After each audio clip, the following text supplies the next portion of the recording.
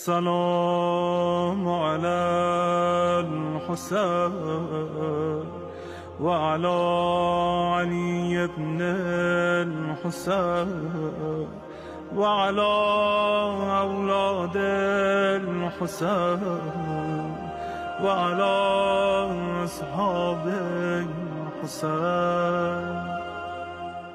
اللهم خص أنت أول ظالم باللعن مني وابدأ به أولا، ثم العن الثاني والثالث والرابع.